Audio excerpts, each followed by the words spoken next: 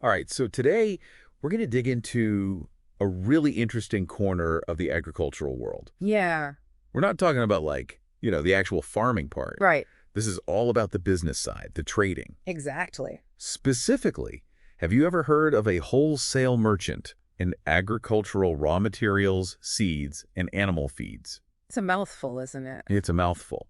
But basically, these are the people who keep everything moving. They're the Absolutely. ones making the deals, buying and selling, all this stuff that, honestly, most people don't even think about. It's the engine room of the entire industry. That's a great way to put it. They make sure farmers have the seeds to plant the feed for their animals, and ultimately that all becomes the food we eat. Exactly.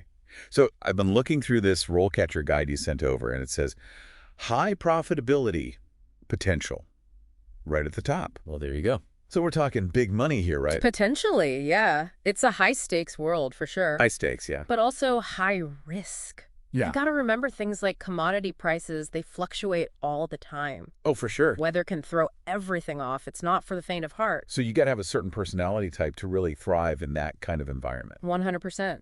This isn't your typical 9 to 5. Okay, so let's paint a picture then. Sure. What does a day in the life of a wholesale merchant even look like? Well, imagine this. Okay. You might start your day, in your office analyzing market trends on your computer, Okay. but that afternoon, you could be out in the field. Yeah, meeting with farmers, checking the quality of the raw materials firsthand. The guide even mentioned international travel, right? Oh, yeah, absolutely. Conferences, negotiations. It can be a very dynamic job. So you're not just stuck behind a desk all day. Definitely not. You need to be comfortable in a lot of different settings and with all sorts of people. So it sounds like you're constantly learning, too. Oh, absolutely. The agricultural industry is always evolving. Right. New technologies, new regulations. You need to stay ahead of the curve. So where do you even begin? Like, if someone's listening to this and they're intrigued, what are the first steps towards becoming a wholesale merchant? Well, this RoleCatcher guide, they really emphasize hands-on experience. Okay. Internships, part-time jobs in the industry, even volunteering at agricultural events. Yeah. It's all about getting your foot in the door and learning the ropes. So you're saying it's not enough to just have the theoretical knowledge? Exactly. You need to understand how things work in the real world. Okay, that makes sense. And once you've got some experience under your belt, Yeah, you can start thinking about specializing. because there are different paths you can take within this field, right? Oh, absolutely. This guide lays out 3 main stages. You start as a junior wholesale merchant, then you move up to a regular role. Okay. And eventually, you can become a senior wholesale merchant. So you're basically climbing the ladder. In a way, yes. And each level comes with more responsibility, more complex deals, and of course, potentially higher earnings. So it's a clear progression path, but you're also saying there are other options. Right. Yeah. The guide mentions other roles like sales manager, trade manager. You could even branch out and start your own wholesale business if you're feeling entrepreneurial. Now that's what I call thinking big. Okay, so starting your own business. Wow. That's pretty ambitious. Definitely. But let's maybe take a step back for a second, right? Sure. We've talked about what the day-to-day, the skills you need. Right. But what about the why? Why would someone listening even be interested in this kind of career? That's a great question. Is it just about, making a lot of money? Well, it can be lucrative for sure, right. but honestly, it's about so much more than that. Okay. You're at the heart of something really important, the global food supply. That's true. You're not just buying and selling, you're actually making a difference. Right. You're making sure people have food on their tables. Exactly. That's a pretty powerful motivator, I think. Absolutely. And it's also incredibly dynamic. Okay, how so? You're constantly learning, adapting to new challenges, meeting people from all over the world. So it's never boring. Never boring. The guide also mentioned professional development, conferences, certifications. Yeah, there's always something new to learn. So in terms of specialization, what are some areas a wholesale merchant might focus on? Well, with global trade, you really need to understand international markets, Yes. regulations, all of that. Right. And then, of course, logistics, supply chain management, how to get those products where they need to be. So you're like the conductor of an orchestra, Uh-huh. I like that. making sure everything runs smoothly. And speaking of running smoothly, sustainability is becoming increasingly important. Oh, absolutely. Consumers care about where their food comes from. They really do. So Knowing how to source responsibly, minimize environmental impact, that's huge. So it's not just about moving product, it's about doing it the right way. Exactly. Okay, we've got global markets, supply chains, ethical sourcing. What about technology? Oh, technology is transforming everything. Yeah.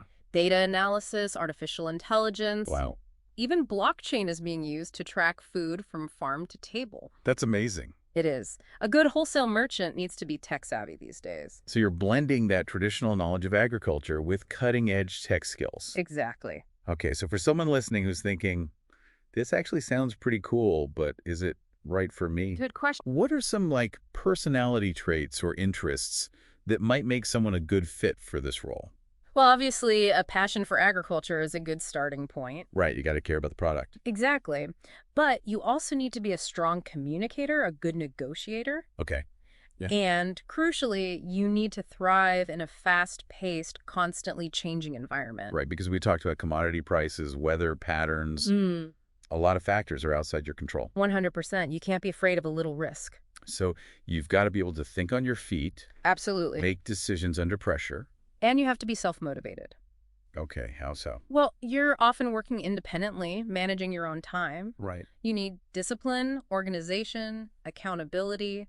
So it takes a certain type of person to really excel in this kind of role. It does. It's all about, like you said, that drive to kind of forge your own path. Exactly. But even with all that, even if you've got the skills, the personality, the drive, Right. the job hunt itself can be tough. Oh, absolutely. It's competitive out there.